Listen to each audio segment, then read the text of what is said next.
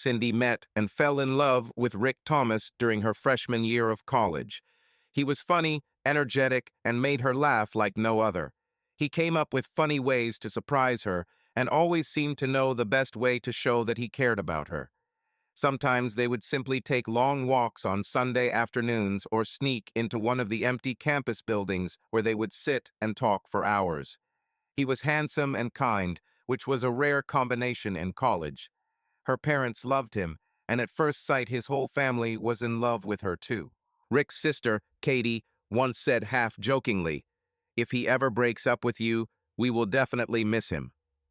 By the middle of his senior semester, Rick had landed an entry-level job at a large investment firm on the West Coast. Cindy received her degree in education and began looking for teaching jobs in the District Orange, near where Rick works in Anaheim. The local school district hired her to teach 7th grade math. To celebrate their new job together, Rick took her to a celebratory dinner in San Clemente overlooking the Pacific Ocean. Right before dessert, he got down on one knee and asked for her hand in marriage. The ring was magnificent, just under 2 carats, and fixed into a gold ring that belonged to his paternal grandmother. Cindy burst into tears of joy, hugged Rick with all her might, and whispered in his ear, "Yes, yes, forever yes," and the audience around them burst into applause. 9 years later, Cindy was 32 years old and the mother of twins Michael and Sarah. They were 6 years old. Cindy was still teaching, but began to tire of the low pay and long hours. Even though she enjoyed some aspects of the job, being away from her family and dealing with her idiot parents convinced her that enough was enough. Both she and Rick were great at finance, so Cindy was able to leave her teaching job, even though it took her a year to get back on her feet. It only took 5 months, and it happened completely by accident. Cindy kept in touch with her best friend from college, Kelly. They met in their first year and immediately hit it off. They ended up living in the same room for all 4 years. After graduation, they lived together for 9 months while Cindy was engaged to Rick. If Cindy was cheerful and adventurous, then Kelly was a hurricane. It would be hard to say that Kelly was taking a risk because Kelly didn't seem to know the meaning of the word. Along with being a free spirit, Kelly lacked a sense of planning and long-term thinking. She enjoyed the moment and rarely, if ever, thought, "Maybe I should stop and think about how this could all turn out." Without any look before you leap, Kelly took them on many adventures. Luckily for Kelly, she had Cindy to balance her and look out for her. More than once, Cindy saved Kelly from potential trouble. Kelly's temper flared in that moment, and she later thanked Cindy for being the friend she loved and needed. So, it was one of those occasions where Cindy was there to pull Kelly out of the fire when necessary and, as it turns out, inadvertently sent her career in a new direction. It was late January when Kelly called Cindy and asked her to be her couple for the wedding that would take place in 3 weeks. Kelly's boss got married and she was invited to the celebrations. She was eager to have fun and see what adventures might follow, but she grew emotionally and realized that it would be better if she had her friend by her side. "This will be so much fun, Cindy," Kelly said, pleading with her friend. "Lots of wine, dancing, and a bunch of cute young professionals. I'm married with a twin sister." That's what Cindy calls Kelly. "Who's this so much fun for?" "Oh, don't be a prude," Kelly retorted. "Let your gorgeous blonde hair down a little. A little fun away from Rick, and the kids might give you a boost. Rick gives me courage." "Thank you, sis. How about I take it with me?" "Sorry, friend, but the invitation says guest, not guests," Kelly replied, wondering why her friend couldn't act a little more cheekily from time to time. Cindy ended their conversation by promising to talk to Rick and call her back. Later that evening, after the children had gone to bed, Cindy discussed the topic with her husband. His answer didn't surprise her. "You better go and look after her, Cinderella. That's his pet nickname for her. I'm sure it will be fun. Maybe you could swing by Frog's Leap and buy us a box of their goodies." When she asked about the children, Rick replied, "I've been wanting to see my mom and dad for a long time. It's been 4 months since our last visit, so I'm sure they will relish the opportunity to spend a long weekend with their grandchildren. Go take care of your friend and have a twin-free weekend. She wondered how she married such a good-natured and generous man. After about 10 minutes, she expressed her gratitude in a very loving manner. 3 weeks later, a somewhat upset Cindy sat at a table in one of Napa's finest wineries. She watched Kelly dance with one of the groom's friends, who was probably 8 years younger. While looking after her restless friend, Cindy chatted with one of the bride's cousins. They exchanged impressions of weddings and noted that this wedding started late and was generally disorganized. Sally, the cousin, casually remarked, "Someone could hit the jackpot if they were a great event coordinator." This got Cindy thinking, as she was also wondering how to get Kelly away from her 22-year-old dance partner, who clearly wanted to do something more than salsa. It took about 6 months of preparation, but Cindy finally started her new career with her own event planning business, We Plan, You Celebrate. She was an organizer by nature. Her lesson plans and classroom management were always impeccable, making the transition to weddings, homecomings, business meetings, and any other events seamless. She researched several good companies, learned everything she needed to know to find the right niche, and pursued her newfound passion with unflagging enthusiasm. 2 years later, she has excelled in hosting small weddings, especially on the scenic California coast. It was then that she met Bennett Davis. Bennett owned 3 luxury boutique hotels, each ideal for weddings. San Diego, Santa Barbara, and the Monterey Peninsula each had one of his properties, and he performed well. He worked hard and had an incredible staff of employees, whom he paid well and from whom he demanded excellence. He used everything he had, and truth be told, this was true when he was 26 years old to buy a rundown 90-year-old mansion in Santa Barbara. He had enough money and courage to open it on time and at minimal cost. For the first 2 years, he worked more than 100 hours, 7 days a week. He almost failed simply because word of mouth, even if it complemented it, spread painfully slowly.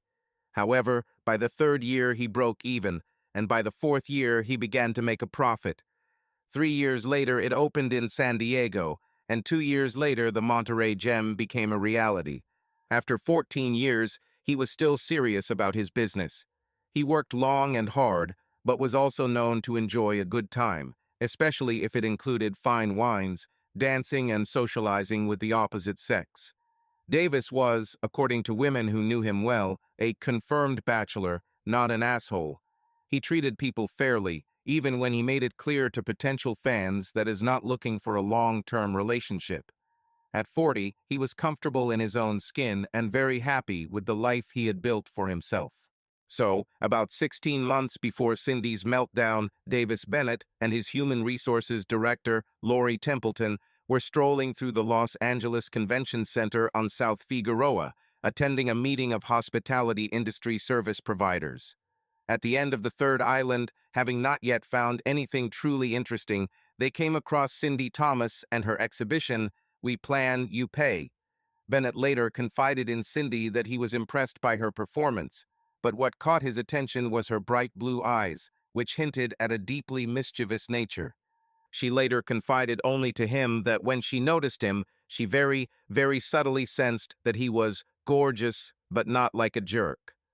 They started a conversation that lasted 45 minutes. It was professional, but the connection was instantaneous. He asked tough questions. What was her record? Who were the key people on her staff? How did she interact with the property management team? What was her worst event and why? The best and why? How did she determine overhead and profit? He also managed to ask a few casual but slightly personal questions. What's your favorite wine? Can you dance in a way that makes it worth it? Beach or mountains? He noticed her engagement ring, but simply enjoyed the friendly banter while he decided if she was the kind of person he wanted to do business with. For her part, she answered his questions with enthusiasm. She could tell he knew his stuff, but didn't seem to take himself too seriously. She also liked his more personal approach. Pinot Noir, only from the Willamette Valley and preferably 2014. In particular, evening land lassos from the hills of Iola Amity. I can dance the waltz if necessary, but the Carlton, twist, and tango are my favorites, but only with my husband. In winter mountains. In summer, any quiet beach. She smiled as she answered, but decided not to ask any questions about him. Lori Templeton took it all with a wry smile. She knew when her boss was genuinely interested in someone. He was very polite and friendly to everyone he met, but he had a habit of leaning in a little when he really wanted to interest the other person. When they finished the conversation and exchanged all the necessary information, Bennett said, "Mrs. Templeton and I are going to have dinner at Fogo de Chao in a couple of hours. Would you like to join us?" Lori noticed that he called her by her last name, which he rarely did, and assumed that he wanted to make sure Fat Cindy realizes that his intentions were not inappropriate. Cindy made an excuse, saying that after she took down her sign, she was going home to watch Rick and the twins before bed. However, she also expressed interest in visiting the site and wondered if this would be possible in the next couple of weeks. By the time they finished, it was decided that she would visit his original location in Santa Barbara, his favorite of the three, a week later, starting Wednesday, for lunch and a tour. Lori and Cindy exchanged phone numbers. Cindy shook both of their hands and ended their conversation. As they walked away, Lori kept glancing at Bennett. He felt her gaze on him. "What?" he asked as innocently as possible. "I believe you noticed the ring on her left hand." "Well, a guy can flirt from time to time, can't he?" he answered, pretending to be offended. She didn't even look at him, but answered knowingly, "Oh, so that's what it was." Cindy's trip to the site couldn't have gone better. She arranged to meet Bennett and Lori for lunch. It was only 200 kilometers from their home in Orange County, but Cindy allowed herself 4 hours for the trip. She made it in less than 3 hours, so she had some time to explore the old mission, which was less than 15 minutes away.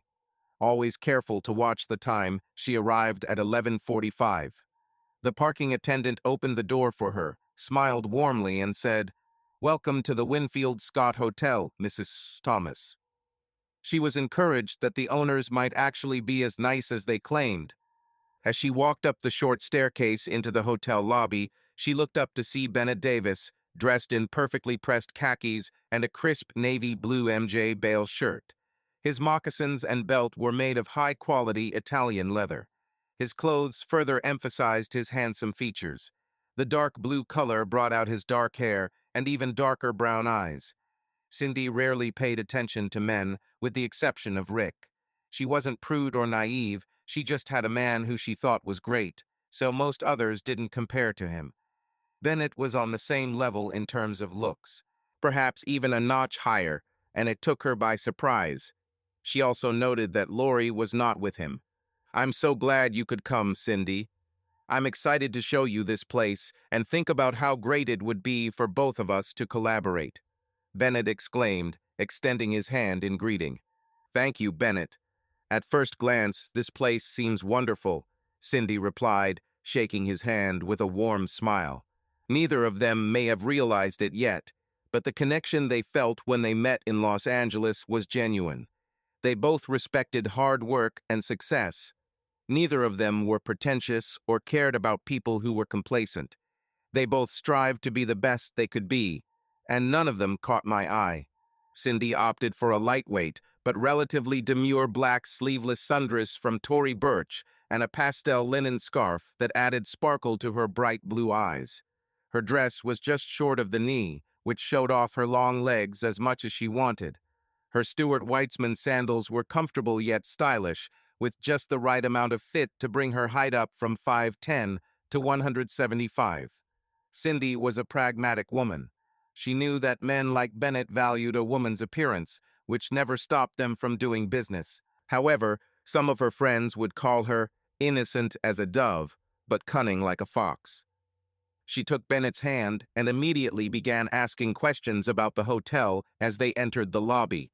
Every employee seemed to know her name, and when they arrived at the patio table to eat lunch, there was a small vase of California wildflowers in the center of the table.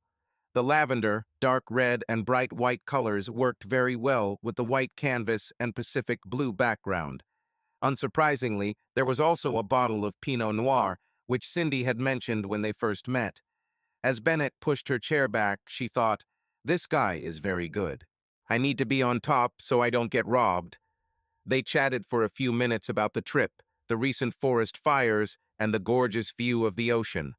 10 minutes later, Lori came running around the corner, smiling, holding a small folder in her hands, intended for the business part of the meeting. Cindy stood up and hugged her. Even though she was fascinated by Bennett, she also genuinely liked what she learned about Lori and was happy to see her.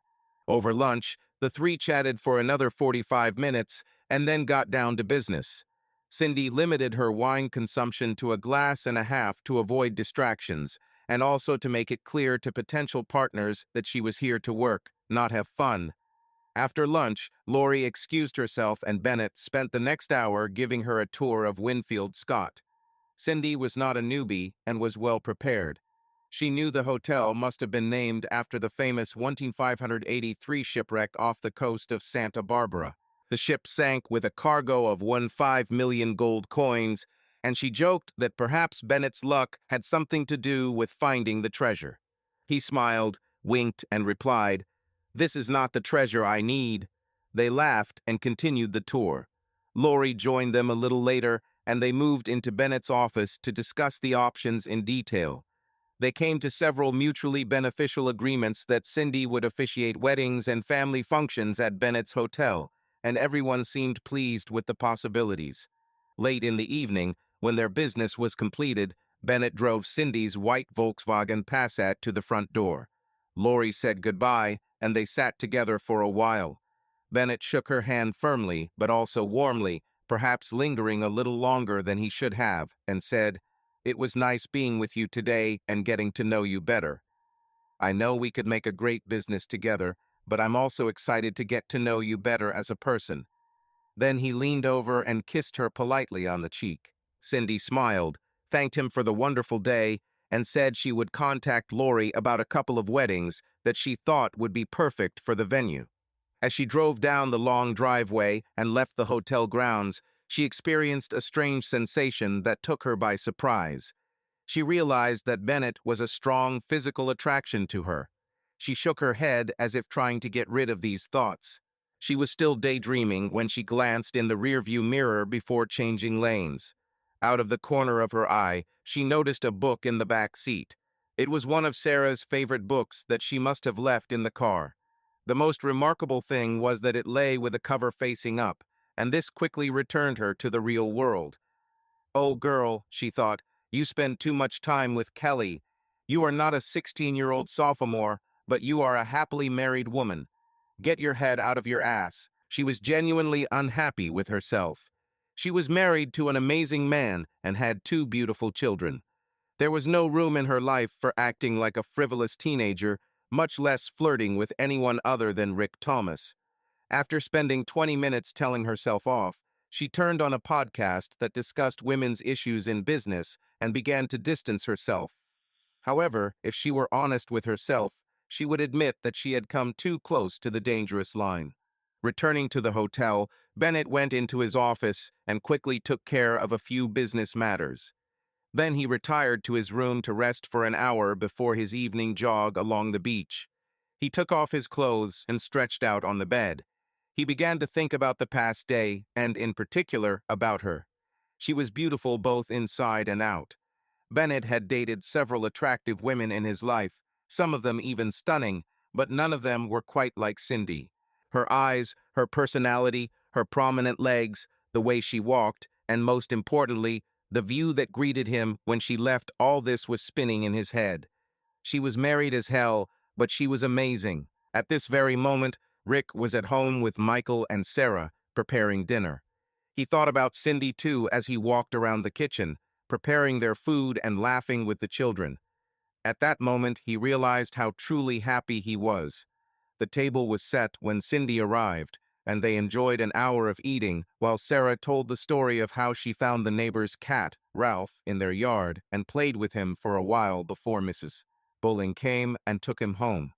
She thought about getting them a pet. After 6 months and 4 of them were weddings at Winfield Scott, the border was crossed, although not without warning. It may have started with a casual touch on the arm or with Bennett placing his hand on the small of her back while holding the door for her. Perhaps it was because of the time they spent together, as Bennett made it a point to stop by Cindy's every time she was out and about. Be that as it may, Cindy never shied away from his gestures, compliments, and even slight flirting. Rick only went with her once to check out the venue, but that was early on, and Bennett was away on other business that day. Or so they were told. It was almost 1 in the morning. Cindy and Lori had just said goodbye to their very happy bride's parents after another extremely successful wedding. The cleanup crew was almost done when Cindy and Lori sat alone on the patio, enjoying a glass of fine Dom Perignon left over from the reception.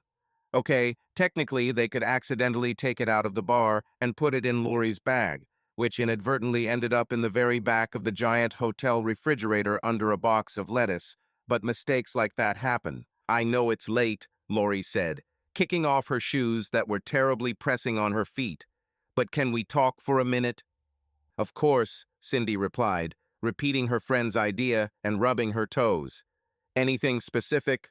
You know that I really enjoyed working with you, and I consider you my friend, right? Lori said with some trepidation in her voice. Cindy nodded in agreement, wondering where this would lead. And I don't think I have the right to interfere in other people's affairs without an invitation, but I need to tell you something, otherwise I'll feel like I've let you down. This is fine, Cindy did not answer, but nodded her head in agreement. You know he'll sleep with you if you let him, Lori said quietly. Cindy raised an eyebrow, but didn't answer, and she continued.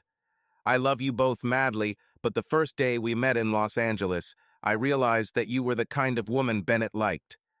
Quite frankly, you are stunningly beautiful both inside and out. You're an attractive woman with an amazing head on your shoulders, and it drives him crazy. The only reason he doesn't get overly persistent is because he respects you and your marriage. I won't say that he would never destroy your marriage, because that's not true. He may not think that sleeping with you would be harmful if it remained a secret, but deep down he knows what tragic consequences it could lead to. One of the things that makes him so great in business is his ability to think 5 steps ahead, while other guys are still on the second step. So he's laying low and taking his time. But if he decides that's what you want, he won't hesitate to get you into bed.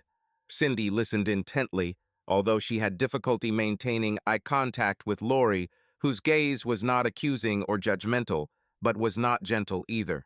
Cindy, I don't see how you can sleep with Bennett and keep your life intact. He won't take you away from Rick and marry you. You don't get divorced with your husband. You won't leave the twins and sail off into the sunset. Bennett is not an asshole. He won't leave you, and in fact, whether you have sex or not, he'll probably remain your friend for life. He's head over heels in love with you and incredibly devoted to you. It's not just business, although he's very impressed by your traits. He loves you for who you are as a person, but not enough to settle down with you. You have to ask yourself if you want your family to be what it is today or have a fuck buddy for the rest of your life, and there is about a 95% chance that it will ruin your marriage. Cindy had tears in her eyes as she answered, Oh, Lori, I'm so confused. I do not know what to do. Rick is an amazing man. Even 10 years into our marriage, we laugh easily, have long, serious conversations, and have fun in bed. He supports me and challenges me in all the right ways. I can't imagine my life without him, and the thought of hurting him makes me sick. But Bennett, her voice broke for a moment. She tried to find the words. He's intoxicating in a way that Rick is not. I feel like he's dangerous, but in a good way anyway. Of course, in the sense that I want him in every way. She paused for a moment and took a couple sips of champagne. Lori gave herself time to catch her breath without interfering. She wanted her new friend to struggle with reality without saving her. Whatever decision Cindy makes must be her own. Lori worked up the courage to tell her the truth, but now it was time to shut up and listen.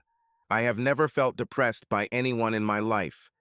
I fell desperately in love with Rick pretty quickly, but I wouldn't say I was so overwhelmed that I lost control of myself.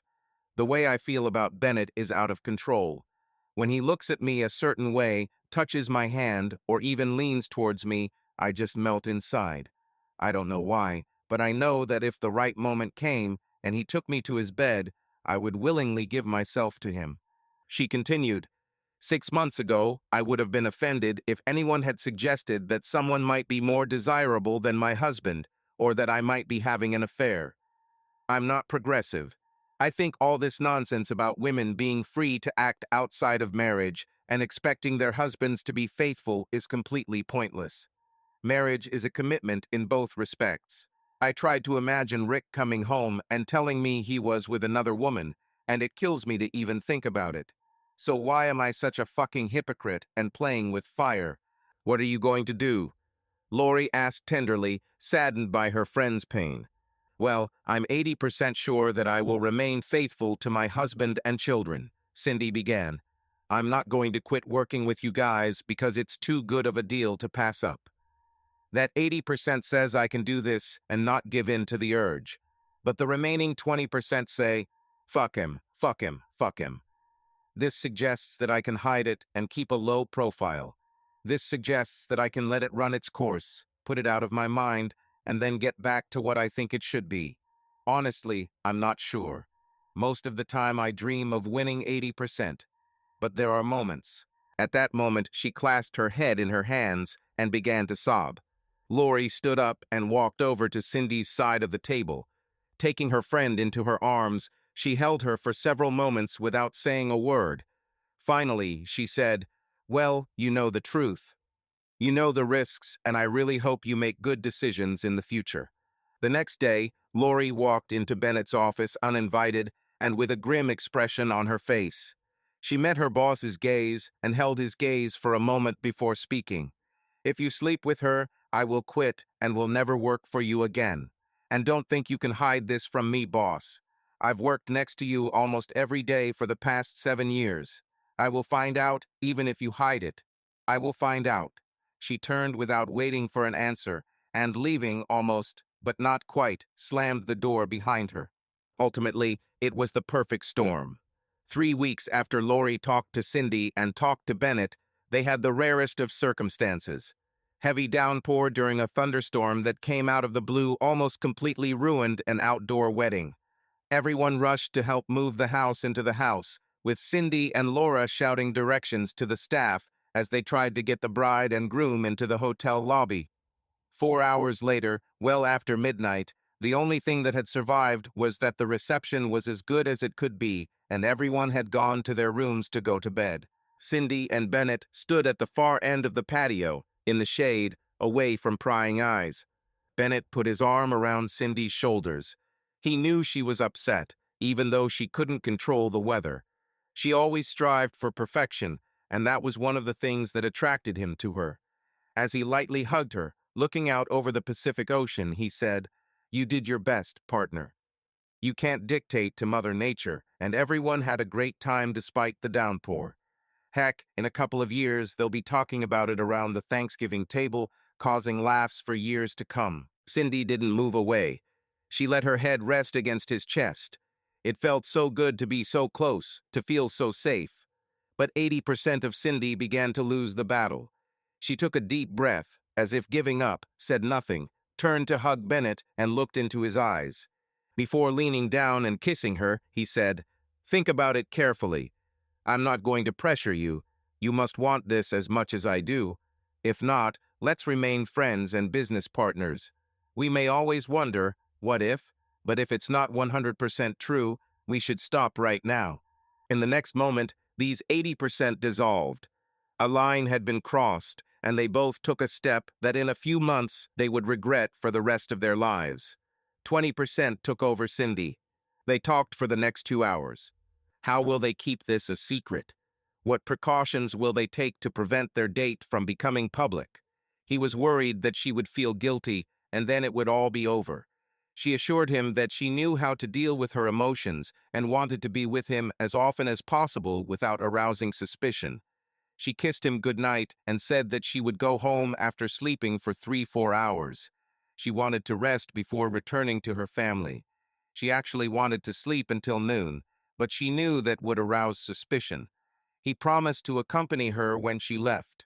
Cindy then quietly crept into her room, set her alarm, fell onto her bed, and fell asleep instantly.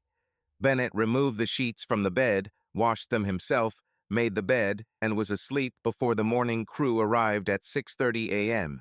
What could go wrong? On Sunday, she arrived home in the afternoon. Sarah and Michael heard her drive up, and she had barely gotten out of the car when they put their arms around her waist. They were almost 8 years old and already grown up. She hadn't been home since Friday afternoon, but they had flooded her with good news about the weekend.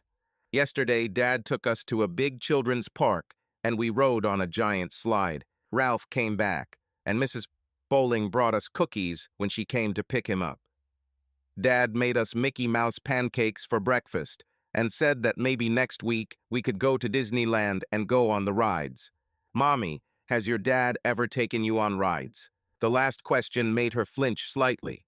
The mention of Daddy and rides reminded her of the rough conversation she had exchanged with her lover just 12 hours ago. Yes, she thought, going to get her bag with her things.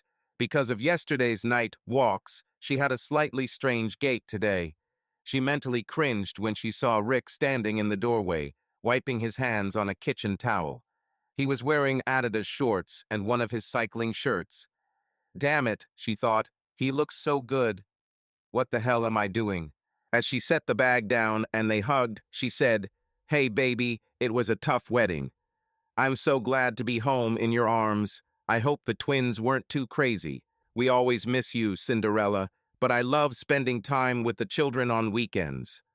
I'm so glad your business is thriving. I looked at the barometer when the storm was on the news, and I knew you had your hands full. Let me pour you a glass of wine and rub your feet. He loves children so much, he sacrifices himself so that I can do my job. Damn, that's not the right word, girl. Get a hold of yourself. Now wine and foot massage. I can't lose him or this family." Later, after the kids had gone to bed, they decided to drink wine and chat in the hot tub. Luckily for Cindy, Rick admitted that he was very tired.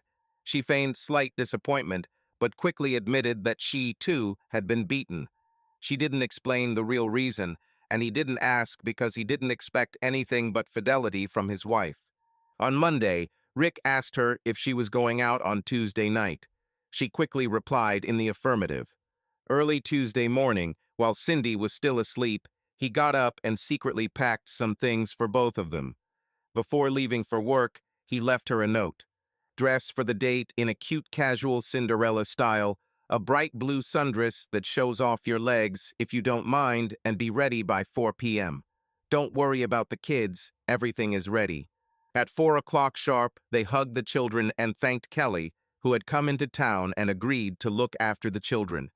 Then they got into the car and drove away. Rick took her to the Ritz-Carlton Hotel overlooking Dana Point. Cindy was stunned when they pulled into the parking lot. "Is Kelly staying with us for the night?" "Yes. I didn't take a change of clothes with me." "Well, I hope you don't need too many clothes, but you do have a bag in the trunk." While you were bathing the children early in the morning, Kelly double-checked everything. "She may have changed what you'll wear to bed tonight. You let her get into my underwear drawer." "Yes.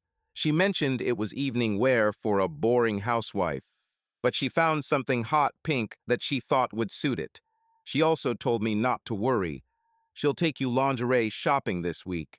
They walked along the beach for a long time and had a delicious dinner. Around midnight, they sat on the balcony of their sixth-floor room, looking out over the unusually calm Pacific Ocean, and talked about their lives, dreams, and futures. Rick shared the big news that he had become a partner, which meant more money and less travel. He even talked about the possibility of sometimes accompanying her on weekends to the wedding. It was dark, and they were both looking at the ocean, which meant he couldn't see her face. If he could, it might have been his first sign that something was wrong. Cindy quickly came to her senses, stood up, walked over, and sat on his lap. "I'm so proud of you, Richard Michael Thomas." While having a leisurely breakfast in bed, they picked up where they left off a few hours earlier. "Baby, I'm so proud of your upcoming promotion and would love it if you traveled with me from time to time. But I hope you don't think I should quit my business because we can afford it." "Never," Rick answered. "I know how much you enjoy it, and your career is just as important to me as my own." You're great at what you do, and I want you to take it as far as you want. How the hell did I find such an amazing guy? She thought to herself. I can't ruin everything. Bennett and I need to review our plans to make sure they are correct.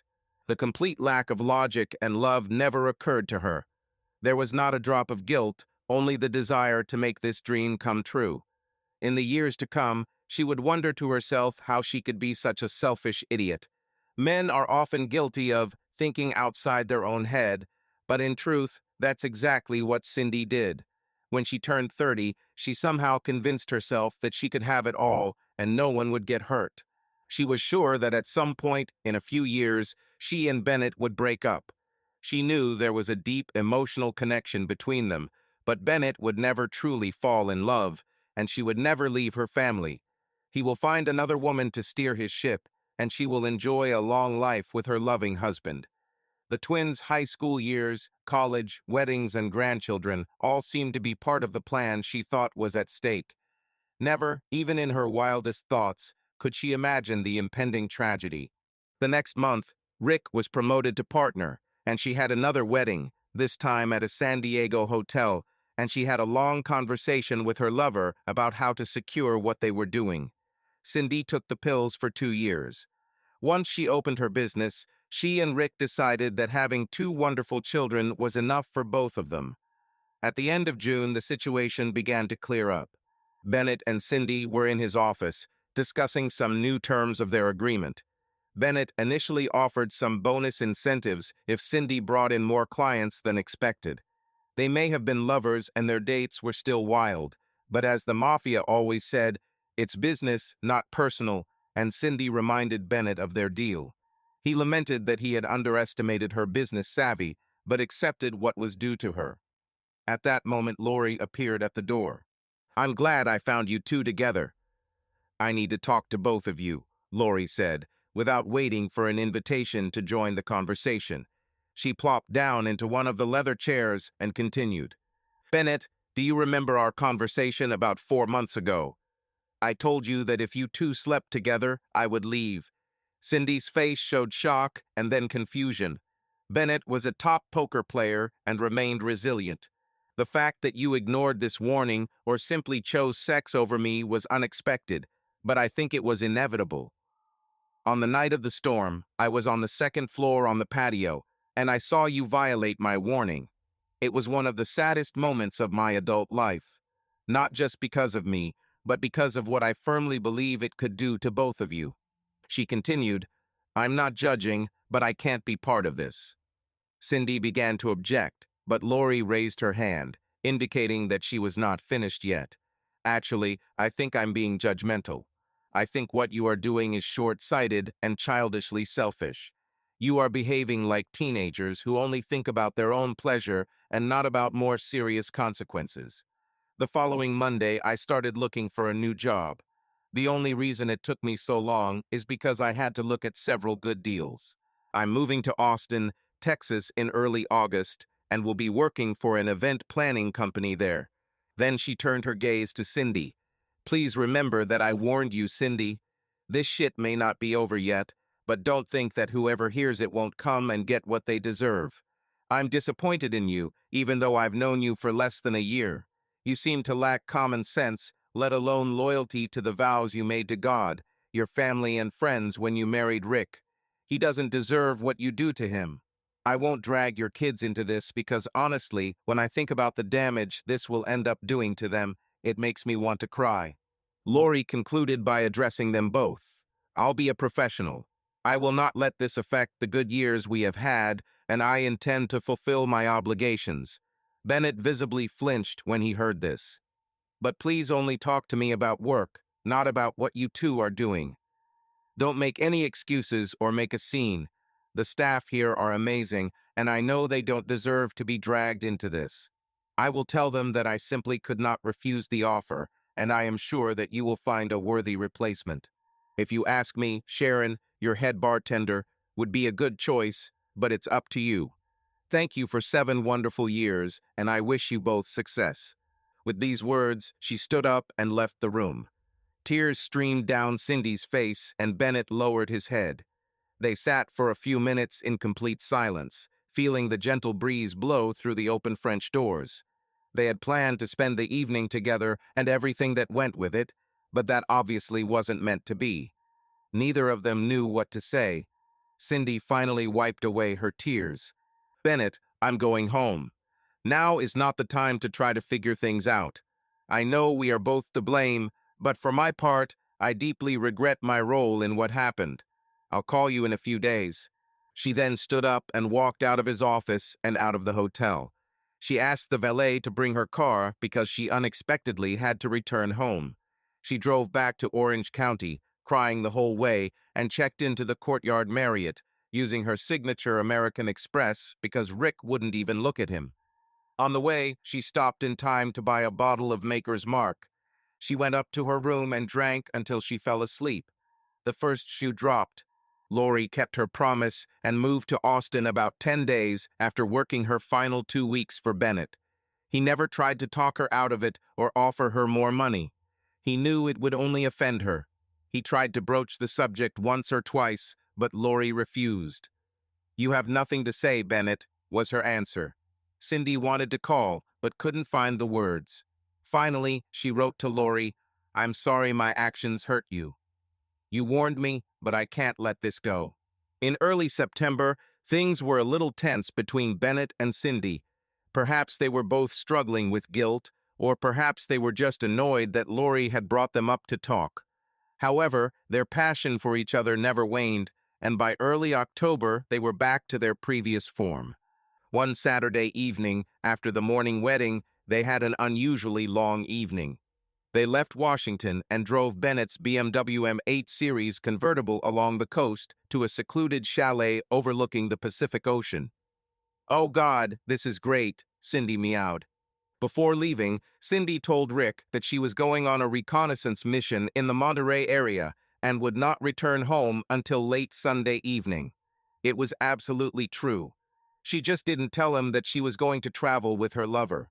Bennett checked out of the hotel late, at 2 p.m., so on Sunday morning they walked along the beach, ate brunch, and just spent time together before it was time to head back. Along the way, they stopped in Big Sur for a glass of wine. They drove south for the rest of the 5-hour drive, and Cindy felt so content and full of life that she marveled at her luck. Her business was thriving, her children were doing well, she had 2 wonderful men in her life, and she was sure that Lori's fears were unfounded. It had been 15 months since she had met Bennett, 8 months since they began their illicit affair, although Cindy would have called it something else, and everything seemed to be just fine. Her absolute selfishness is that she taught Rika and regularly lied to him, and did not give her peace for a second.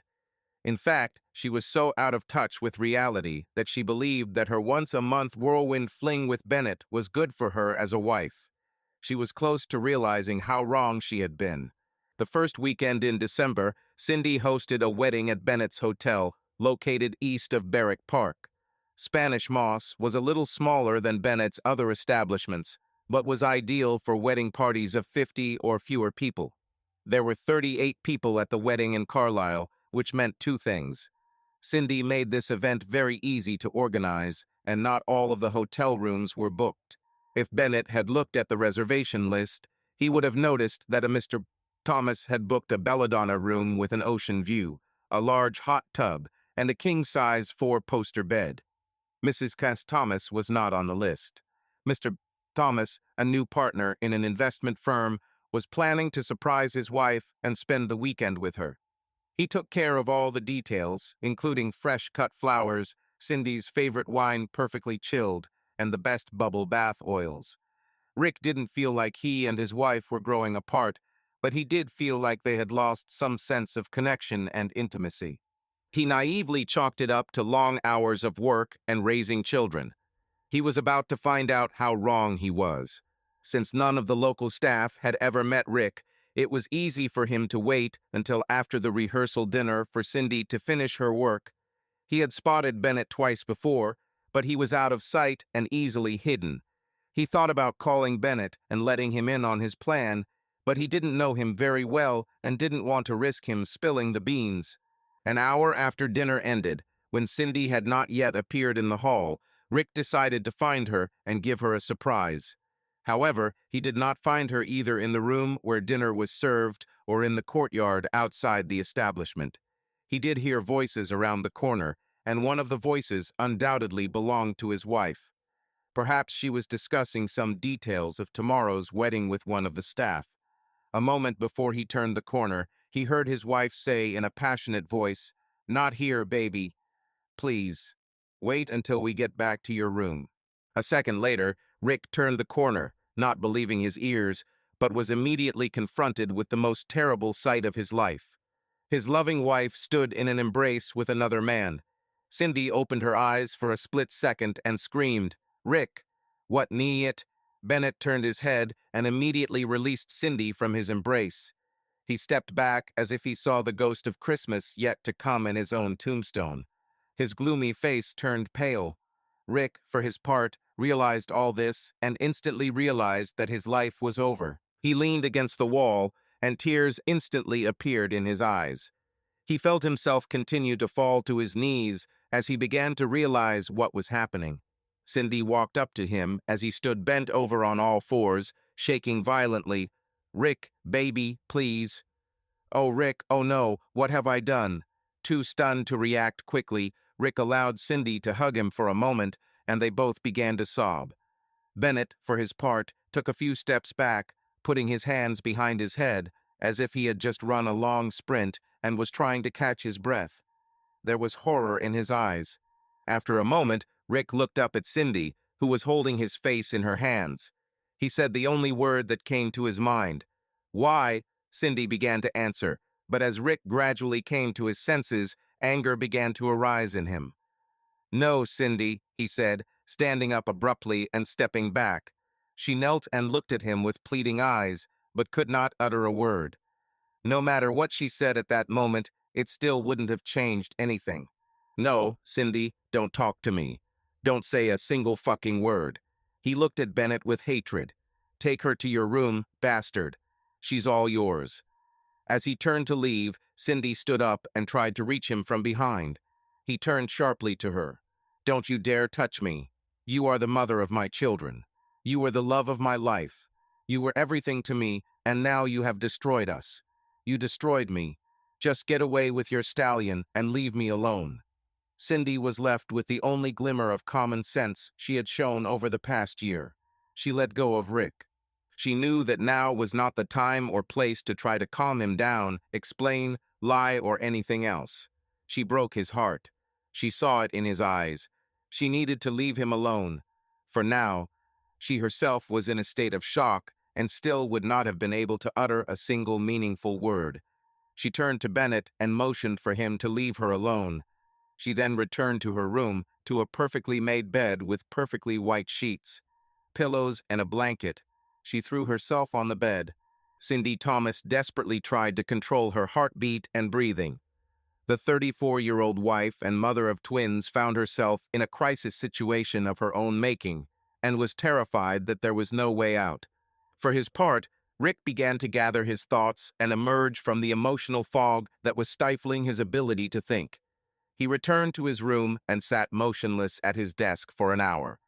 At some point, he was able to come to his senses and begin to think about what he should do. He knew he wouldn't stay here a millisecond longer than necessary. But what should he do? Where should he go? He decided it was best to go home. He won't arrive before 7 a.m.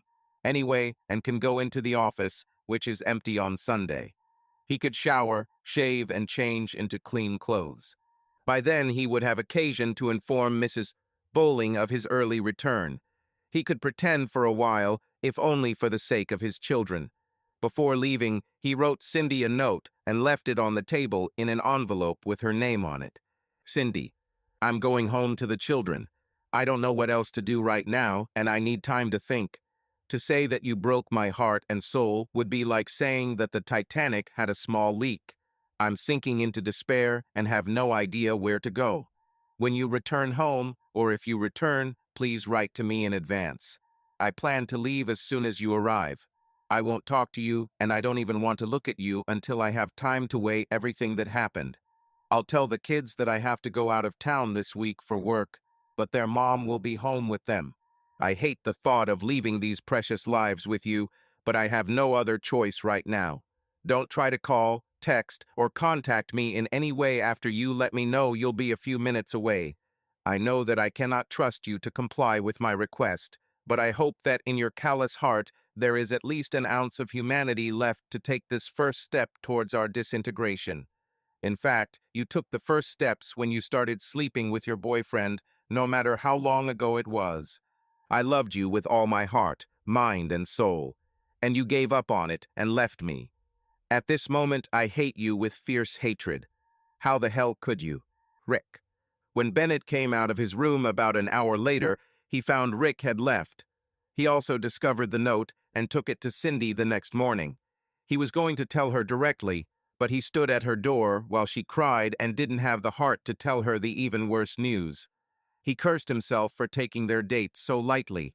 He was always on guard and should have been prepared for a possible disaster, but he didn't, and now someone he cared about so much was broken, and he didn't have the strength to help heal. Later, when her sobs had subsided, and it was clear that she had passed out briefly, he sneaked into her room and placed a note on her bedside table. He then walked over and stood guard at her door. He didn't know why, but he felt like he had to do something.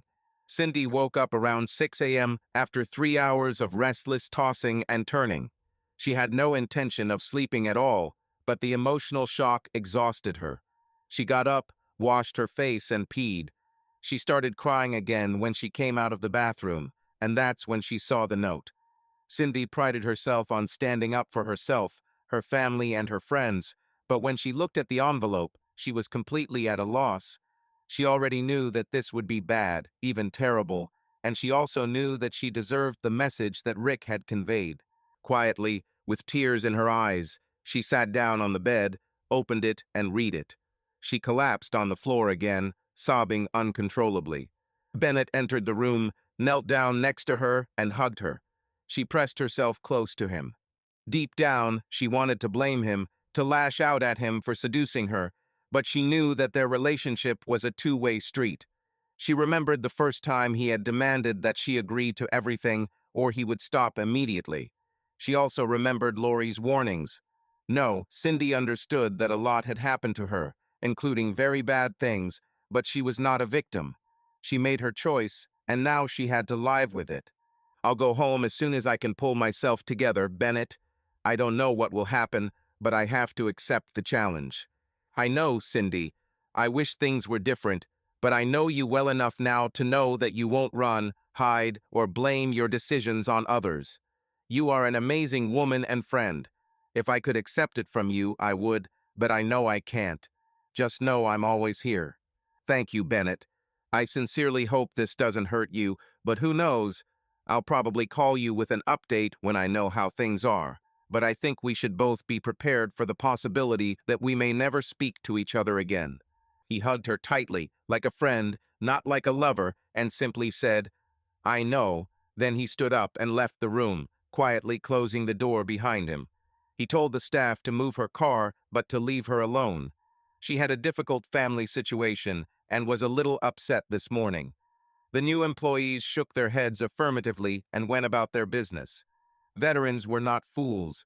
They knew who Mr. Pine Thomas was and what happened. For the rest of the day, the entire hotel was in turmoil. When Cindy was 15 minutes from her house, she texted Rick. 5 minutes left. Could you leave when the kids are asleep and we can talk? It's my fault, but I hope everything gets better. Cinderella. Rick replied, I'm ready to go. The kids have had dinner. This is our last contact until I contact you again, Cindy. Please comply with my request. She began to cry again when she realized that the name Cinderella would most likely never pass his lips again. She was no longer his loving wife and best friend. She was his unfaithful wife who showed him the worst possible disrespect. In the arms of another man, what will happen to all of them? At the end of what had become the longest week of her life, Rick called.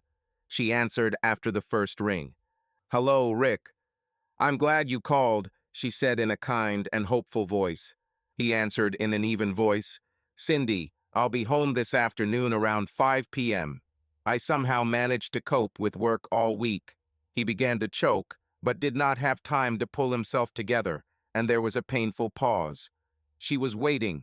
I will put on a poker face and try to be myself in the presence of children. I pray that I have the strength to hold on for 3 hours. Then I will go to sleep in the spare room and will not talk to you until tomorrow morning when the children wake up. I'll try to get up early so they don't notice how we settled down to sleep. Does it suit you? Yes, Rick, Cindy answered quietly. Whatever you think, it will be better. When do you think we can talk? She didn't want to push too hard, but even though she knew it was all her fault, she was dying to understand what was going on in his head. I agreed with Mrs. Bowling to babysit on Sunday afternoon. We can find a secluded corner in the park to sit and talk. I think it's best if we stay with the kids all day Saturday, since we're not sure how many more days we'll have with them, if any. His words, "if we ever do," hit her like an unexpected blow to the stomach. She almost vomited from the pain she heard in his voice. She had never heard anything like this from him before. He was always strong, even when things were difficult. On the other hand, it has never been so difficult. Betrayal was a cruel punishment. Okay, honey, that's all she said. Cindy, Rick answered in such an emotionless tone that it shook her to the core. Please don't ever talk to me so kindly again. I'm not cute or a baby, and you're certainly not my Cinderella. We're two adults having a terrible nightmare, and we can't wake up soon if we ever wake up. Never again use words that purport to express love or affection for me. Please. He hung up without waiting for an answer. Cindy leaned back in her chair, her shoulders shaking with sobs. Somehow they made it through pizza and a movie on Friday night, and even laughed a little at Michael's story about why he thought the family should buy a dog. Saturday passed in the same spirit, pretending that everything was fine. A couple of times they thought Sarah sensed something was wrong, but they did their best to act like a loving couple in front of their children. The worst moment was when Michael called them out for a group hug while they were walking on the beach. The dead look Cindy saw in Rick's eyes almost broke her, even though his hug was tight and he lied about his true feelings.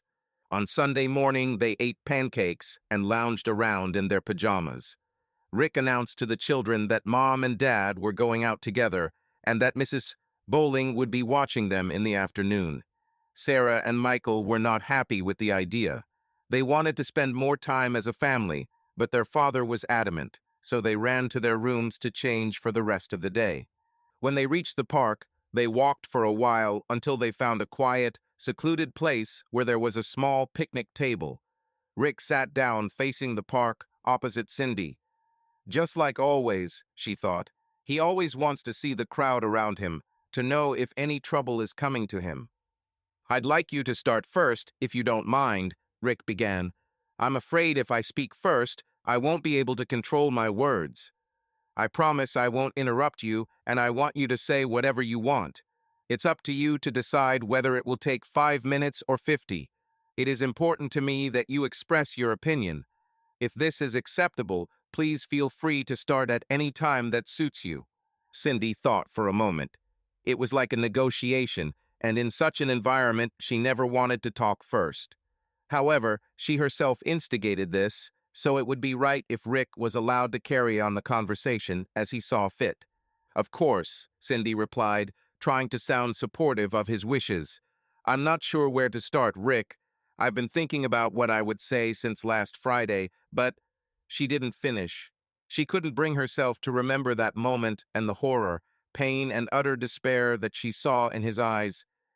You deserve the truth, and I will try to give it to you. I had a physical relationship with Bennett for almost 8 months. Hearing this confession, he put his head in his hands, but then raised his eyes, as if saying, "Continue. I have never been attracted to a man, and I have never had any inappropriate relationships with anyone before meeting him. I didn't seek him out or pursue him because there was something missing in our relationship. Although I didn't pursue him, I can't say I resisted his friendship and flirtation. I realized early on that, while the business side of it can be amazing, for the first time in my life, I was drawn to someone other than my husband. I'm not defending him or trying to make things worse for you than they already were. But the first time we were together, he stopped me before our first kiss and made me decide whether we were going to move on or not. He said he didn't want to put pressure on me and would only continue if I wanted it as much as he did. I continued walking. Nobody forced me. Nobody forced me to do anything I didn't want to do. I can't yet say why I was attracted to it or why I did what I did, but I'm not going to play the victim. Whatever happens between us rests entirely on my shoulders. Small. She quickly recovered. I'm sorry, Rick. I want to tell you that I love you with all my heart, that it meant nothing to me, and I beg you to forgive me and give us a chance to heal. But now I know that I have been hiding a part of my heart from you for the past few months. You didn't notice any difference, at least I don't think so. But when I was with you, a tiny part of me was somewhere else. With Bennett. If it weren't for that, I would never have done what I did. I lied to you, and I lied to myself. I told myself that I truly loved you, that this would pass, and everything would be just fine. You'd be blissfully unaware, and we'd raise our children and grow old together. I think deception starts with yourself before you can deceive others. So, I betrayed everything that was dear to me. I had no idea how this would turn out or how it would affect our children, but I know that nothing good will come of it, even if our relationship can be saved. Finally, at least for this first conversation, I want to say how terrible I feel about what I did. Sorry, I can't describe my emotions. I don't regret being caught. I am devastated by what I did to the only person who has ever loved me unconditionally for who I am. Whatever happens to us, I will need professional help to figure it out. I screwed up more than I thought. I've always considered myself a pretty good person. I discovered, perhaps too late, that this was not the case. I have deep flaws that are ugly. They are mine and no one else's. I am responsible. I'm very ashamed and I want you to know it.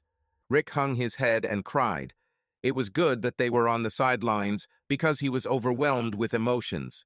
Joy, contentment, friendship, love, and mutual respect have all disappeared, giving way to despair, grief, loss, humiliation, and emptiness. He wanted to respond with anger, yell at her, and insult her, but he didn't have the strength to do so. She'd probably be happy to go on a tirade about the quiet sobs struggling from his mouth. And again, it was like a ton of bricks had hit her, how much she had taken from him. After 10 minutes, which seemed like 10 hours to her, he finally gathered his courage and spoke. His voice was barely louder than a whisper, but not weak. This was a given. Cindy, I don't know if this is the last time we talk alone, just the two of us, as husband and wife, or not. I'm still trying to sort out my feelings. I appreciate that you don't show disrespect to me, saying that you love me and that it was all a mistake, just sex, nothing more, etc. I thank you for being honest about what happened. At least I'm assuming you're being honest, but I guess in the end I'll never know. It was Cindy's turn to clasp her head in her hands in despair. What he said was true, but it caused her to be in unbearable pain. She had a hard time keeping her eyes from looking up at him as he continued. You cheated with Bennett for 8 months behind my back, once a month or more. You're right. I was completely unaware of your actions because I trusted you with everything. My love, my heart, my very life. I know I can never trust you again. Cinderella is dead, and there is no Prince Charming to come to her rescue. I've never felt hopeless in my life, and I hate that feeling, but I think it's the only honest, unclouded feeling I feel in my heart. I don't know what I will do, but I will not divorce you now or in the near future. I once heard a psychologist say in a lecture, if you are married with children and are thinking about divorce, go and throw yourself under the bus. Children cope much better with loss than with the choice of abandonment that comes with divorce. This has always been true for me, but I never thought I would be in a situation where this applied to me. However, the alternative of playing house for the next 11 years until the twins graduate from high school and go off to college is unacceptable to me. I can't bear the thought of it. I can hardly bring myself to look at you, let alone pretend that we are who we were. So, about 48 hours into this terrible disaster, I was stuck, hopeless, and desperate. I don't see a way forward. I'm going to talk to a psychologist this week and see what she has to offer. Cindy looked at it hopefully. As if reading her thoughts, Rick quickly added, I'm not doing this for you or our marriage. I do this for my sanity and in the hope that I can find a path forward that allows me to retain at least a little bit of my dignity and love my children well. Rick stopped her and Cindy asked, Where are you and I staying? Should I rent a hotel or a small apartment? I want us to stay home for now, Rick replied. I think if once a week I go on a business trip for the night to give myself a break, and you go away for at least 2 working weekends next month, as you usually do, I can endure it. What you do, where you go, and who you spend time with when you are not at home is up to you. I won't let myself take care of you right now, so if you feel better in Bennett's arms, try to calm down. Rick, I'm not going to. Cindy began to protest. Rick held up the talk to hand sign. Please stop, Cindy. You act like you're talking to someone who cares about what you do.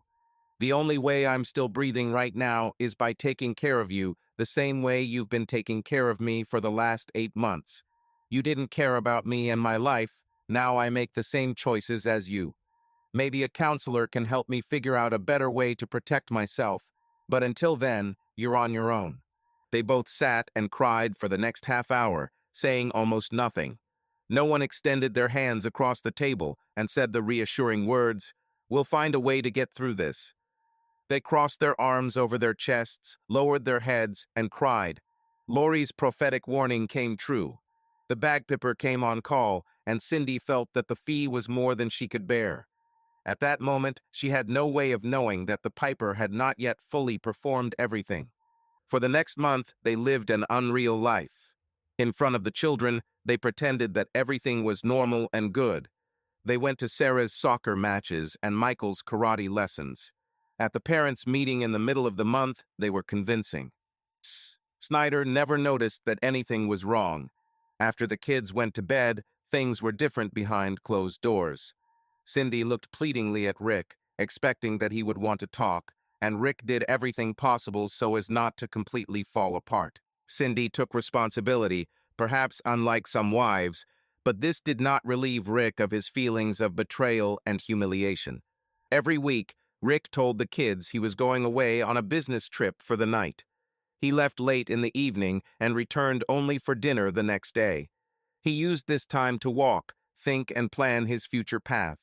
He knew that if he wanted to continue in the same spirit, he would have to meet with his psychologist for a long time. Rick became a partner in his firm because he was great at analytics. He could evaluate the advantages and disadvantages of investments better than anyone else. He was attentive to detail, and even the slightest opportunity or risk did not escape his attention. He now applied this thinking to his family life. Pros and cons of living with Cindy. How will it affect the children in the long and short term if they live together in a lie or divorce or? How would the firm react if this became known? They like me partly because of my loyalty to Cindy and the family. What will happen with finances during a divorce, marriage, or? What will Cindy do with her business? Continuing to work with Bennett is not at the forefront of her mind, but does she realize it? Is Cindy just regretting what happened, or does she want something different and better in her life? She was hurt when she got caught, but how will she cope with who she has become and what she's done? What options do I have? Is there anything else other than divorce or staying together? It was this last question that finally caught Rick's attention as the best possible path. There was a third option. It was radial and would have been incredibly difficult to implement, but it might have been the best solution for all concerned, even him. So, on the third night of his business trip away from home, Rick sat on the hotel patio Marriott courtyard, where he was hiding. He began to look at his decision from all sides and angles. Its planning must be precise, and its execution even better, but it is possible. Just possible. 2 weeks passed, and the plan was still in its infancy, but Rick thought it was going well enough that he decided to have a serious conversation with Cindy. He knew it might take a couple of hours, but it had to be done. He asked Mrs. Bryce Bowling to babysit the children, and then deliberately drove Cindy back to the park, where they had their first conversation about her infidelity. Returning to the same picnic table where the disaster had loomed before them both, they continued their conversation. Rick started. "Cindy, I know the last few weeks have been terrible for both of us. I appreciate your response to my request for space and time to reflect. I want to share a few things with you and then give you the opportunity to respond. I hope you don't mind." Cindy nodded affirmatively, and he continued. "I don't want to rehash everything that happened, especially the night I ran into you and your boyfriend Bennett. I already told you that I am crushed to the core. I am not a perfect person, and I am not a perfect husband, but I have always been 100% committed to us and our children. I have never cheated on you, even when flirting with other women. The thought of someone replacing you in my heart is unimaginable. I was amazed from the day I met you and thought you felt the same. We were together, and we didn't need anyone else. I just always assumed we'd grow old together. I was wrong about the depth of your devotion to us, and that we had any chance of remaining husband and wife." Cindy looked at Rick with longing in her eyes. "Rick," she pleaded, "I know I don't deserve a second chance, but I hope we can figure out some way to get rid of the pain and betrayal that I brought into our relationship. I don't want to give up on us. I want to work as hard as I can and with every fiber of my being to see if we can stay together." Rick stared off into the distance for a moment before answering. "I know you're serious, Cindy, and I've thought long and hard about this option for us. On the one hand, I really think that recognition and forgiveness might be enough to keep us together." Hearing this, Cindy looked at him hopefully. "But," Rick continued, "I decided that it wouldn't work for me for two reasons.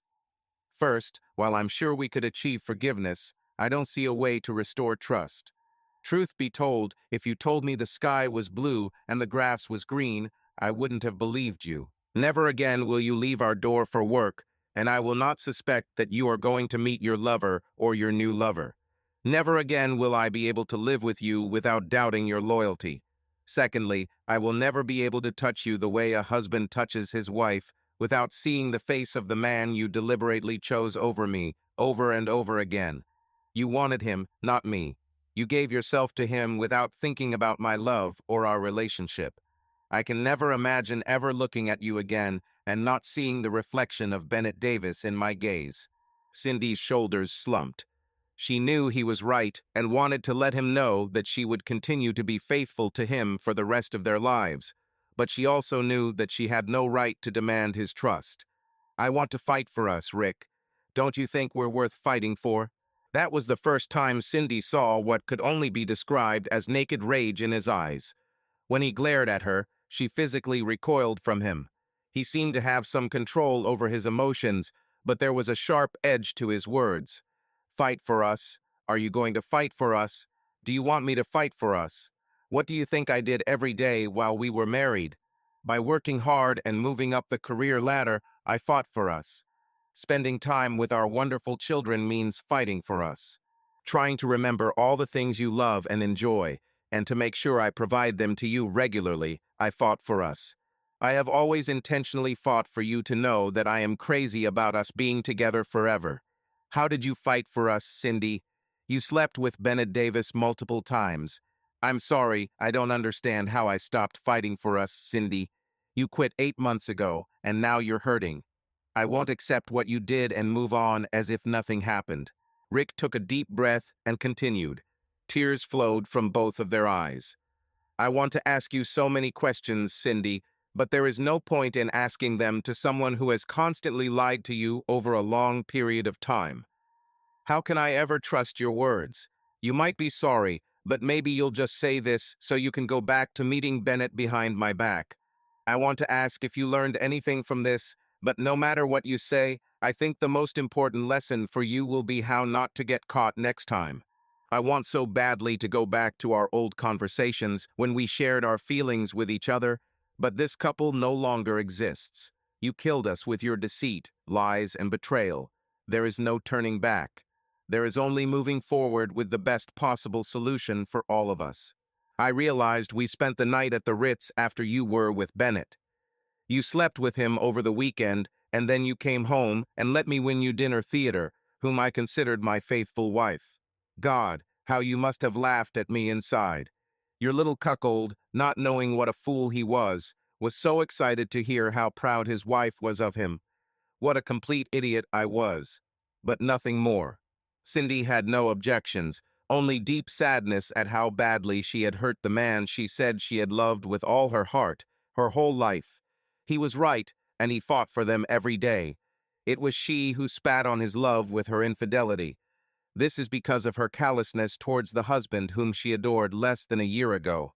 But her passion, her lust, and selfishness overshadowed all this. "Are you going to divorce me, Rick?" she finally asked when she could find the right words. "No, Cindy. I'm not going to divorce you, and I'm not going to stay married to you.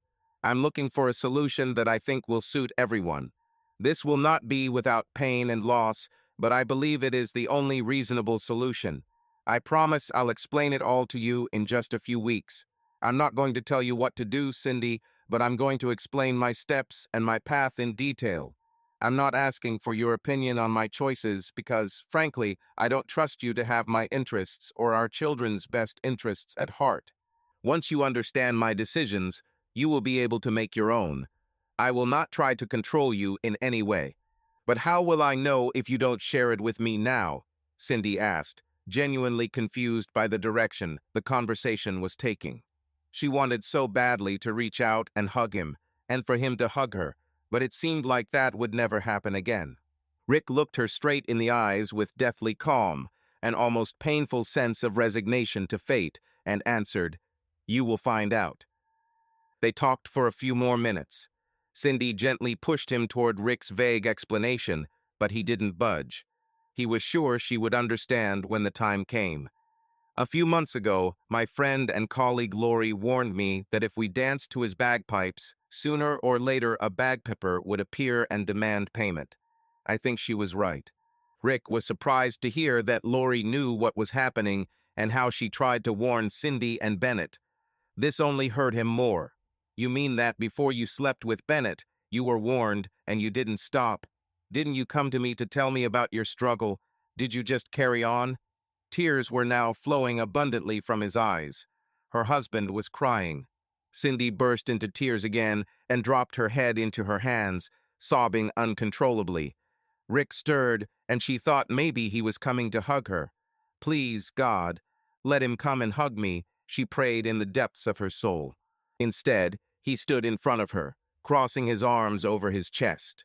When she looked up at him, he said, "The bagpiper will come soon and demand at least partial payment. Maybe someday the time will come for full payment."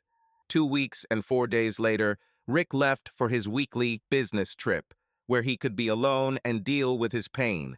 He hugged and kissed his children goodbye, and Cindy thought he looked a little sadder than he had the last couple of days. It's probably hard for him to say goodbye even for 24 hours, she thought. Cindy began to sleep better at night because she took melatonin, which helped her fight insomnia. Rick suggested that she let the children spend the night with Mrs. Bowling and her cat. She became almost an aunt to the children. Rick suggested that after a couple of glasses of wine, she would be able to get a good night's sleep. Cindy agreed, and Mrs. Bowling was more than happy to host her young friends. The next morning, it was 5:30, and her cell phone had been ringing non-stop for 3 minutes before she heard it, turned around, and picked up the phone. The screen simply stated that it was calling 911.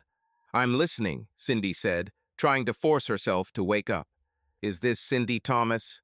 "Richard Thomas's wife," said a very professional voice on the other end of the line. Cindy sat up abruptly in bed. "Nobody called him Richard." "Yes, it is. Everything is fine. Sorry, Mrs. Thomas. But let me clarify that you live at 918 South El Camino Court. Is that correct?" "Yes," she said, almost shouting into the phone. "And could you please tell me what kind of car your husband drives?" "Dark gray 2019 Lexus Ease." "Why are you asking?" "Something happened. Mrs. Thomas, I regret to inform you that your husband was involved in an automobile accident on California Highway 79, west of Pacific Crest Trailhead, near Warner Springs." "Oh no, my God," Cindy exclaimed. "Is he okay?" Is he in the hospital or in the ambulance? I'm sorry to tell you, Mrs. Thomas, but the accident was fatal. I don't know any other details, but his body has been taken to San Diego Medical Center and should arrive there within the hour. I'm terribly sorry for your loss. Cindy was stunned and for a moment could not move or even comprehend what she had just heard. Then her head exploded at the news, and her screams would have been heard in the next block by anyone who was awake at that hour. She cried and screamed into her pillow for almost an hour before she was completely exhausted. Finally, she began to think. She had to tell the children, but when and how? She needed to call her mom and Rick's parents in Denver. She needed a friend, but she didn't know who to turn to. She urgently needed to go to the morgue, but could she bring herself to get behind the wheel? Kelly was in Europe on business and wouldn't be able to help for a few days, if at all. She rinsed her face with water, got dressed as quickly as she could, pulled her hair into a ponytail, and headed to the front door when the doorbell rang. How strange, she thought, it's still so early. It was Brad Stanton, the family lawyer and one of Rick's best friends. He looked like he had been beaten with a baseball bat. Cindy, I heard the news about the accident. She just showed up on the morning news. I'm very, very sorry. With these words, she melted in his arms, sobbing and shaking violently. Brad held her at the door for a moment. Not a minute had passed before Mrs. Bowling emerged from her house in her dressing gown, hurrying across the lawn with worry written all over her face. Cindy couldn't speak, so Brad filled in the blanks. Mrs. Bowling began to cry, but she also came to take the young woman into her caring arms. Moments later, Cindy began to regain consciousness and insisted on being taken to a hospital in San Diego. I have to see him. I have to see my Rick. Brad and Mrs. Bowling agreed that she would watch the children, make up a short story about where Mom had been, and take them to school. They will find out everything soon enough, and they don't have to do it now. Brad insisted on giving Cindy a ride, and within 5 minutes, they were on their way. Cindy's phone began to ring off the hook with calls and text messages from friends. She called her mother, who said she would take the first flight available. Cindy then had to break the news to Connor and Lily Thomas, Rick's parents. It was terrible. They also promised to fly on the first flight they could catch. They expected to be there by the time the children returned from school. Then Cindy turned off her phone, looked out at the Pacific Ocean, and started crying again. The next 5 days were pure hell. She explained to the children, and thank God the grandparents and Mrs. Bowling were there to help. Talked to authorities, insurance companies. They had 3 separate life insurance policies, arranged funerals, and talked to clients who were involved in organizing weddings or family celebrations that Cindy managed. The list seemed endless. Cindy was also bombarded with questions. What did Rick do for more than an hour outside the city on a deserted road early in the morning? Although no one used the word reckless, he was definitely speeding. The toxicology report showed there was nothing but blood in Rick's blood. No alcohol, illegal substances, or any other substances that could affect his ability to drive. His stomach contents showed that he had eaten steak, salad, and potatoes the previous evening, but had not drunk anything other than water. Cindy was confused. For his part, Bennett picked up the phone several times to text Cindy after hearing the news, but ultimately changed his mind. He was sure that she was suffering much more than anyone could imagine, and he also knew that hearing him would only make the situation worse. Lori was in a meeting with a new client when she heard the news. Her administrative assistant Stacy saw the hurt and anguish on her face, but also thought it was a little strange that she didn't look completely shocked. Lori did not attend the funeral. It was Friday morning, and everyone who knew Rick was there. Cindy was shocked to hear people talk about him. She knew he was an amazing man, but as she told story after story, it became clear that her husband was one of the most loyal friends, caring colleagues, generous boss, and respected person most of them knew. This only drove her further into despair as she couldn't help but think that if she had been more attuned to her husband, her affair with Bennett would never have happened and Rick would still be alive today. She was about to find out how right she was. On Sunday, late in the evening, Brad showed up at the house. He spoke briefly with Cindy's mom and her in-laws, who quickly took the children and headed out the door. When Cindy came down the stairs, she saw Brad sitting at the kitchen table, looking like a cat who had just swallowed a canary. Cindy was puzzled by his appearance and behavior. She offered to drink something, and he thanked her but declined, inviting her to sit with him instead. He began, "Cindy, I need to tell you two things before I give you what I was assigned to convey. I'm your friend, but today I'm not here as your friend. I'm representing a client. This client is Rick." Cindy covered her mouth with her hand and gasped. Brad continued, "Cindy, I say my client is Rick because even though he is dead, I still act as his lawyer, handling his affairs, both legal and financial. The second thing you should know without a shadow of a doubt is that I had no idea what was going to happen to Rick." Cindy found this strange. How could anyone know what would happen as a result of an accident, or even that an accident was going to happen? Rick noticed her confusion. "Rick told me verbally and in writing that if anything happened to him, I had to follow his wishes. He paid me in full for the work, even though I suggested it as a friend. He insisted that everything be done legally and properly. I don't know the contents of this note, but I do know that it is a letter from Rick to you. I am instructed to give it to you and leave immediately before you open and read it." Cindy took the letter from Brad, her hands shaking violently. "What else did he tell you to do?" she asked.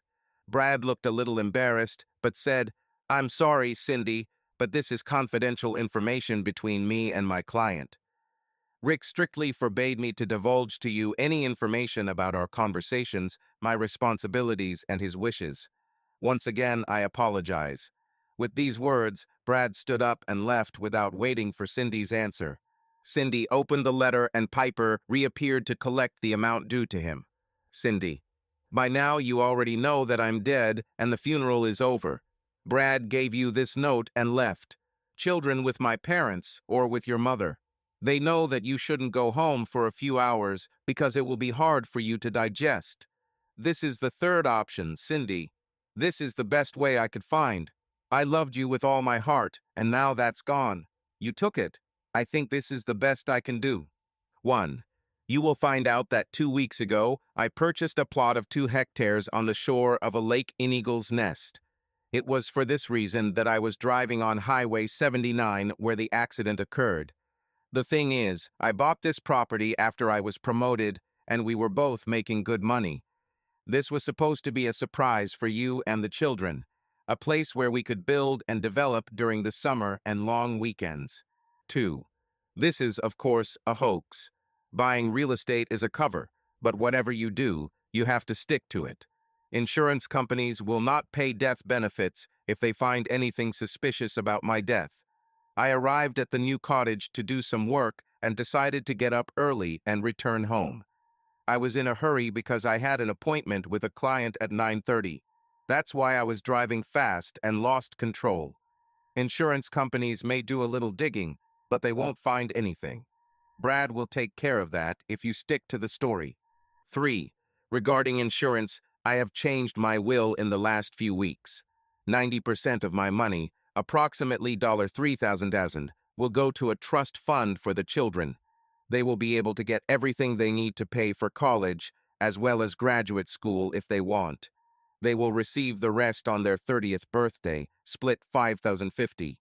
Again, Brad will take care of these details when the time comes.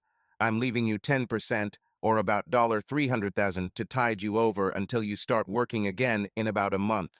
I wouldn't leave you anything if my conscience allowed me, but I understand that you have to take care of the children while pretending to grieve for me so that it will be enough. 4. Regarding our beautiful children, some time ago I told you about the advice of a psychologist that it is easier for children to die than to get divorced. I did some thorough research and found several studies that support this. That's why I couldn't divorce you, Cindy. I couldn't do this to my children. I think someday they will find out the truth about everything, and then maybe they will hate me. I hope they don't, but if they do, I hope there is someone who will explain to them how unfair life can be sometimes. I am grateful that now and for the foreseeable future, they can grieve their loss and not carry the burden of rejection that comes with divorce. 5. I can't advise you what else to do with your life. I'm guessing you can go back to Bennett, but perhaps there is someone else who has piqued your interest. Whatever you do, please this time think about the children first and do what is best for them. They'll be leaving home in 9-10 years, so maybe you could keep your lovers away until then. 6. Finally, I want to ask you for one small favor. When you are finished with this note, burn it until there are no ashes left. If insurance companies discover this, it will ruin our children's financial future. Read this a couple more times, but please, if I ever meant anything to you, burn this note. But don't worry, maybe you'll hear from me again someday. Rick. Cindy cried like she had never cried before. She fell to the floor, sobbing and wailing, screaming Rick's name. She was crushed by the consequences of her affair and feared it was more than she could bear. After about an hour, she finally found the strength to sit down and reread the note 2 more times. Then she went to the fireplace and burned it until all that was left was a handful of ashes. The bagpiper really came to the call. Or so it seemed to her. 12 years have passed since that fateful day when Rick Thomas died on California Highway 79. In truth, he died the moment he saw his wife in the arms of another man, betraying him, betraying them, their children, and their future. Everything else was just details of how and when. Cindy never remarried and always kept Rick's secret about his death. She did as he wanted and spent $300,000 caring for their family during her mourning period. More than a year passed before she returned to work. She tried to keep it up and be successful, but her business was mostly weddings and family functions, and it was more than she could handle. She went to work for a business event planning company and became very successful in her career. In terms of relationships, she dated someone from time to time, but she had never met anyone who was on Rick's level. She also considered herself damaged goods, although counselors had helped her with this, so she wondered. If she met someone and got married, would she do it again? Michael and Sarah begged her to go on dates and try to meet someone. Daddy would want you to be happy, they insisted. Yes, she thought. He always wanted me to be happy, and I used this as an excuse to destroy him. The pain came with renewed vigor. As for Bennett, about 4 months after Rick's death, he felt enough time had passed to send Cindy a note. According to Lori, they were no longer lovers, but Bennett was faithful and always tried to support his friend. One morning, he decided to send her a message. It said, "I'm so sorry, B." A moment later, he received her answer, "Me too, goodbye." They never spoke again. Michael and Sarah had graduated from high school and were now 20 years old. They were in college. Michael, like his mother, loved people, loved the energy that groups of people enjoying each other could create, so he attended the University of Southern California, studying hospitality and marketing. Sarah was more like her father and loved analytics. The ability to work, to find a solution, that's what made her get out of bed in the morning. She ended up going to Stanford to study economics. Even though they were only 8 years old when their father died, the loss of their father deeply hurt both of them. The thought that Daddy won't come home weighed heavily on them for a long time, but their mother and grandparents worked very hard to help them overcome the pain and begin to enjoy life. Each of them, in their own way, decided that part of their motivation in life would be to honor their father's memory. On a warm spring morning, Cindy sat at her desk in her apartment.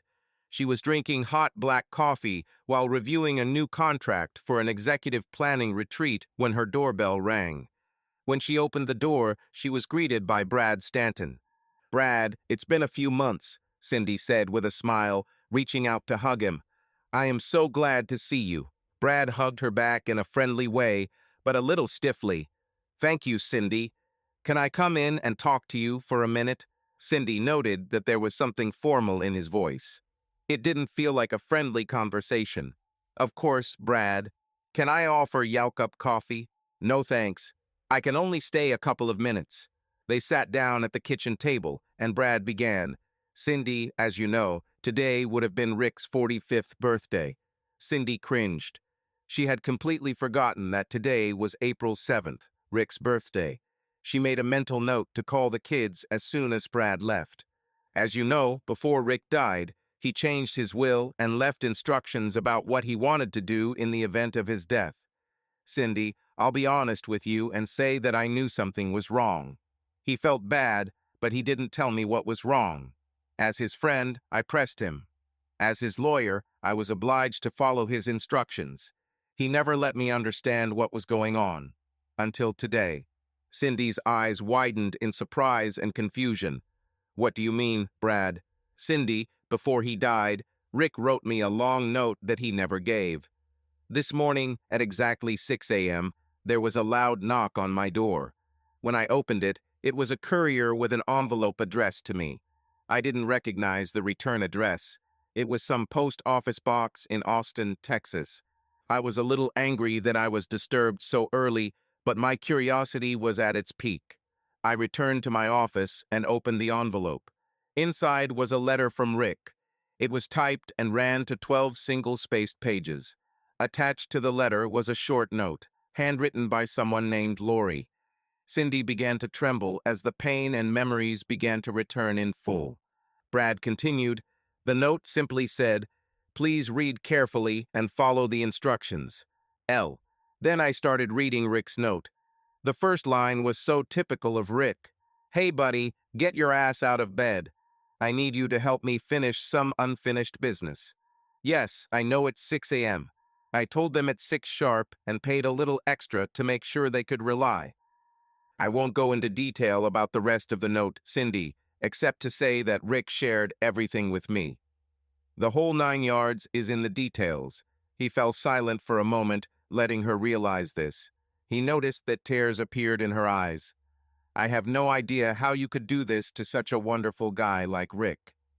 With the guy who gave you all his love and devotion to the last drop. With the guy who ultimately gave his life to you. Brad stood up and finished his work, handing Cindy a white letter-sized envelope with her name written on it. He said, "Cindy, I never want to talk to you again. I will stay in touch with Michael and Sarah because they are my best friend's children. If I see you at a social event, I will be polite, for his and their sake, not for yours. But don't ever try to contact me in any way. Do you understand me?" Cindy could barely say a word, but she looked at Brad and said, "Yes, I understand." With these words, he turned and left, but as he left, she heard him mutter, "Damn selfish cheater." The envelope lay on the table, as if inviting Cindy to open it. She recognized the handwriting. It was Rick's handwriting. It took her a few minutes to gather the courage to open it, but eventually she did. Cindy, 12 years have passed since the events that led us to this morning took place. In my last note to you, I mentioned that perhaps you would hear from me again someday. Perhaps someday the children will find out what happened to us and to them. Well, today is that day. 1. When I found out that Lori tried to talk you out of cheating with Bennett and you ignored her advice, I decided to ask her for help. She is the only person on the planet who knows about my intentions. She begged me not to go through with it. She even said that I could pick up the kids and come stay with her in Austin. Imagine, this is a woman with real character. I wish I had met her before I saw you. In any case, when I refused, she agreed to comply with my wishes. 2. My first request was that she keep this letter until today, until my 45th birthday. At this point, she was supposed to give Brad this letter along with another letter for him at exactly 6 a.m. In her note, Lori asked him to read my letter to him and then give the letter to you. I had a backup plan to get this note to you no matter what, but I hope that Brad and Lori are in good health and can help me complete my work. 3. This morning, both Michael and Sarah received a similar note from me, which describes everything that happened 12 years ago. I didn't leave anything out. Since they are adults, I believe they have the right to know the truth. The whole truth. The statute of limitations for insurance fraud in California is 4 years, so their inheritance is completely safe. As I mentioned in my previous note to you, they may hate me for this, but I'm sure Brad and Lori will help them deal with what happened. Good luck trying to let go of the lies you've been telling your children for the past 12 years. I'm sure that if they want to talk to you, they will have many questions. 4. If your mother and my parents are still alive, they will receive a similar note as the partners in my firm. 5. As for Bennett, there will be a full-page article in the Santa Barbara News Press today detailing his antics with you. It explains in detail how you two planned and organized amazing wedding events while you cheated on me and he slept with a married woman. The article ends with a strong call for people to take their weddings elsewhere. I probably won't be able to destroy him, but I really hope it will make his life miserable for a while. Maybe you two can get together, if you haven't already, and spend time together to ease the pain. By the way, you are mentioned separately in the article, so some friends and colleagues may also have questions for you. 6. Cindy, almost 13 years ago, I thought we were so happy with each other as only any couple can be happy. All this turned out to be a lie, a tragic lie. So Cindy, you set the tone, you enjoyed the dance, now it's time to pay according to the bills. In full, Rick. Moments after Cindy read Rick's note, her phone started ringing off the hook. 6 months later, all 3 of Bennett's properties were sold at large losses to the owners to an Austin investment group. Davis Bennett, at the age of 53, suffered financial ruin. Subscribe to our channel so that your second chaff doesn't cheat on you, and go ahead and listen to the next story, because this story is nothing compared to the next one. If you're under 18, don't even think about listening to the next one.